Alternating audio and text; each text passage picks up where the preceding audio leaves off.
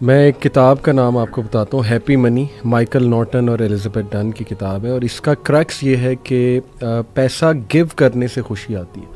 Social experiment کیا ان لوگوں نے۔ سوشل ایکسپیریمنٹ کیا تھا کہ ٹرین پہ جو لوگ چڑھنے والے تھے سب وے سے، انہیں کہا کہ ہم نا آپ کو $10 دے رہے ہیں، لیکن یہ آپ کا نہیں ہے، یہ آپ نے رینڈملی کسی کو دیکھنا ہے، شکل سے اسے پہچاننا ہے اور اسے دے دینا۔ بڑا حیران ہوئے یہ کیا بات ہے، خیر انہوں نے ایکسیپٹ کیا، اور پھر کئی لوگوں سے جب انہوں نے عمل کرایا اور ان سے اینڈ میں پوچھا کہ how do you feel,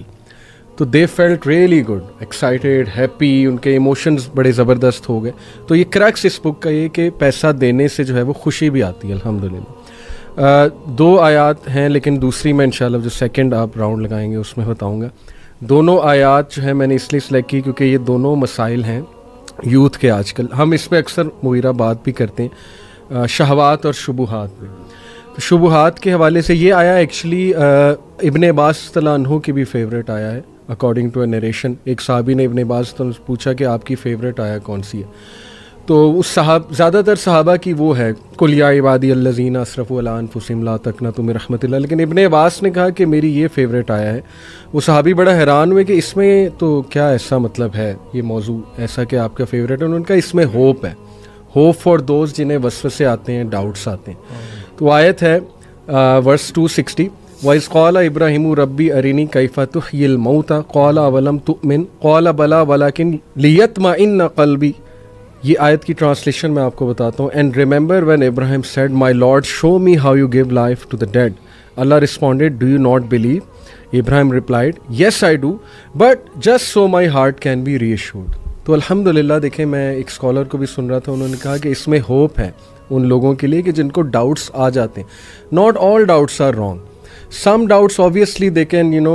take you to a very wrong direction، especially اگر ان کی انٹینشن ٹھیک نہیں ہے، اور وہ بس آپ وہ بنی اسرائیل جیسے ہر چیز پہ ڈاؤٹ اٹھا دیتے تھے، وہ تو غلط انٹینشن۔ لیکن اگر آپ سمجھنے کے لیے، ایمان بڑھانے کے لیے کچھ پوچھ رہے ہو، تو میرا خیال جن سے پوچھا جا رہا ہے ان کو بھی انڈرسٹینڈ کرنا چاہیے۔ سب سے پہلے اس نے ضانی دینا چاہیے کہ یار یہ سمجھنا چاہ رہے ہیں، اور جو پوچھنے والا ہے اس کو بھی میں سمجھتا ہوں ہوپ فل رہنا چاہیے کہ ایمان ڈاؤن ہو جاتا ہے، ڈاؤٹس آ جاتے ہیں، لیکن یہ کہ پوچھو، کیونکہ ابراہیم علیہ السلام دیکھیے وہ اللہ کو کہہ رہے ہیں کہ اللہ مجھے آپ دکھائیں، میں بس ایمان کی تقویت جو ہے وہ چاہتا ہوں۔ لیکن پوچھنے کا مقصد جو ہے وہ ڈاؤٹ نہیں ہے، نہ ہی شک ہے جی، لیکن انکریز ان فیتھ ہے، انکریز ان فیتھ ریزلٹ ہے اس کا، کے لیے انکریز کرنی، یعنی ابراہیم علیہ السلام کے اندر ذرہ برابر بھی شک نہیں تھا، ذرہ برابر بھی کسی قسم کا ڈاؤٹ کچھ نہیں تھا، لیکن صرف سوال کرنے کی نوعیت یہ تھی، یا سوال سے وہ چاہتے یہ تھے کہ ان کا ایمان اور بڑھے، تو یہ بھی ایک ہوتا ہے۔ یہ جو تقاضا ہے نا، یہ 2 جگہوں پہ قرآن مجید میں ہوا ہے۔ ایک تو تقاضا یہ سیدنا ابراہیم علیہ السلام کے بارے سے، اور ایک سیدنا موسیٰ علیہ السلام کا بھی۔ اچھا، ایک قوم کی طرف سے بھی یہ تقاضا موجود ہے، سیدنا عیسیٰ علیہ السلام کی قوم نے کہا تھا کہ انزل علینا مائدۃ من السماء، ٹھیک ہے۔ تو اصل میں ان سب آیات کا اگر آپ کانٹیکسٹ دیکھیں نا، اور یہاں پہ جو آیات ہیں اس کے اندر اللہ نے سب سے پہلے قال اولم تؤمن، کیا تم ایمان نہیں لائے؟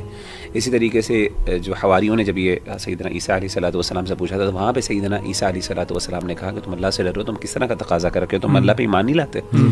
دونوں نے جواب یہ دیا کہ ہم اپنے دل کا اطمینان چاہتے ہیں، اور دونوں کو جواب ملا اللہ کی طرف سے۔ اس سے پتہ یہ چلا کہ اللہ تعالیٰ سے ایسے ایکسپیرینسز کا تقاضا کرنا جو کہ اگینسٹ دا نیچرل لاز ہیں، یہ پسندیدہ نہیں ہے، لیکن یہ حرام بھی نہیں ہے۔ کہنے کا مطلب ہے کہ کئی دفعہ انسان کو اللہ کی طرف سے ری ایشورنس چاہیے ہوتی ہے کچھ نہ کچھ لیول پہ، اور میں آپ کو بتاؤں، یقین کریں انسان کوئی بھی ری ایشورنس علی بھائی نہیں دے سکتا۔ میں نے دیکھا ہے بڑے بڑے لوگ ہمارے پاس آتے ہیں، بڑے سمپل ڈاؤٹس ہوتے ہیں، بڑی مشکل، ہم بڑا اچھا ان کو اپنی طرف سے جواب بھی دیتے ہیں، لیکن وہ نہیں سیٹسفائی ہو پاتے، they can not satisfy them سیلفز۔